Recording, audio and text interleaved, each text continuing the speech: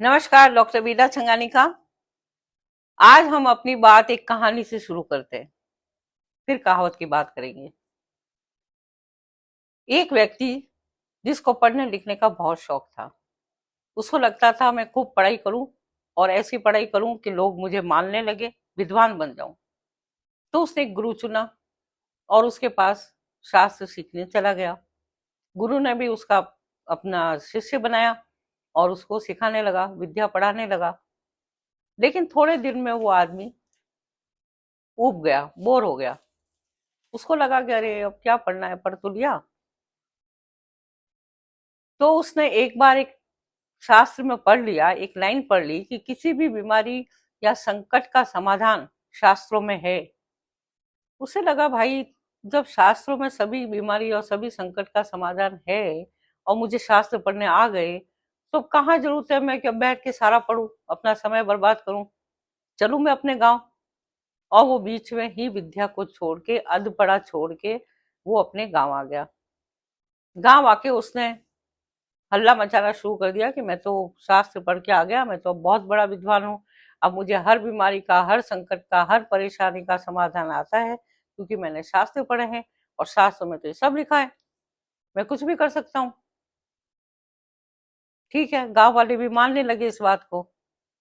एक बार उसी गांव के जमींदार का घोड़ा बीमार हो गया। अब घोड़ा बीमार हो गया तो उसने सोचा कि मैं कहाँ इसको लेके घूमूंगा, अपने गांव में विद्वान बैठा ही है ना, इसी को दिखा देता हूँ। छोटी मोटी बीमारी है, ठीक हो जाएगी जल्दी। तो वो उसको लेके उस विद्वान के पास चला गया, क्योंकि वो बोल रहा था, बता रहा था कि भाई सब बीमारी का इलाज मैं कर सकता हूँ। तो जब उसके पास गया तो उसने सोचा, विद्वान जो अधपड़ा विद्या का विद्वान था, उसने सोचा कि भाई इसका तो समाधान मुझे नहीं पता, मैंने पढ़ा नहीं, पर शास्त्रों में तो लिखा है ना कहीं। तो उसने शास्त्र खोला। शास्त्र में उसने एक जगह देखा, वहां लिखा हुआ था कि अधिक बोझ, बोझ अधिक हो जाने पर उसे कम कर दो, तो समस्या का समाधान हो जाएगा। बस उसको पता चला कि अब तो हो जाएगा काम। उसने ये तो देखा नहीं, संदर्भ देखा नहीं कि वो बात उस नौका के लिए, नाव के लिए लिखी गई थी, डूबती हुई नाव के लिए, कि अगर कोई नाव डूब रही है तो उसका बोझ हल्का कर दो, तो डूबने से बच जाएगी। उसने आके जमींदार को कहा कि भाई घोड़े के पेट में बोझ, बहुत बोझ हो गया है, इसको तो कम करना पड़ेगा। ठीक है। अब उसने पता नहीं क्या इलाज किया, कैसे इलाज किया, कि वो घोड़ा तो मर गया।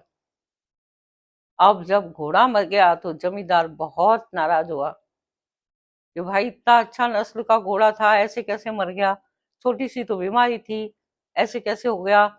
मैं तो अब तुम पे जुर्माना लगवाऊंगा, तुमको जेल भिजवाऊंगा, राजा को शिकायत करूंगा, मैं तो बहुत परेशान करूंगा तुमको, ये कैसे हो सकता है।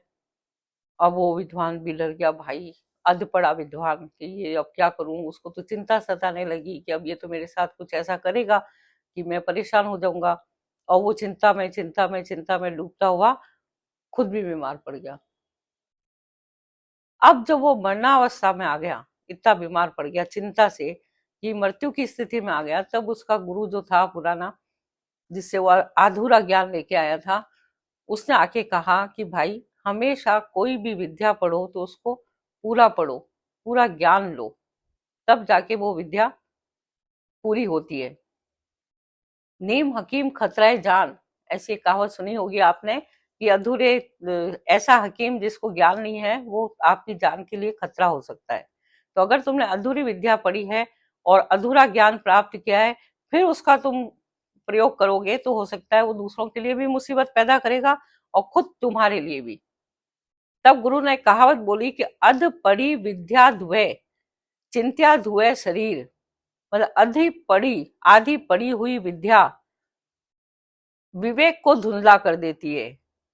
जैसे आंखों में जब हमारे धुआं आता है तो हमारी आंखों में जलन होती है, धुंधलापन आ जाता है, वैसे ही विद्या की स्थिति होती है। और चिंत्या धुए शरीर, और चिंता भी शरीर को क्षीण कर देता है, समाप्त कर देता है। चिंता शरीर को राख कर देता है। तो इस कहावत से हमें यही ज्ञान मिलता है कि जब भी आप कोई भी पढ़ाई विद्या को ग्रहण करने जाओ, तो उसको पूरा पढ़ो, पूरा अच्छी तरह विद्या को ग्रहण करो, फिर उसका उपयोग करो, तो वो आपके लिए भी उचित होगी और जिसके ऊपर प्रयोग करोगे उसके लिए भी उचित होगी।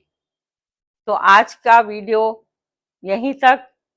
अभी आपसे विदा लेती हूँ और आपको ये सलाह देती हूँ कि अपनी विद्या को पूर्णता दें, स्वस्थ रहें, प्रसन्न रहें। पसंद आए वीडियो लाइक करें, कमेंट्स करें और शेयर जरूर करें। धन्यवाद।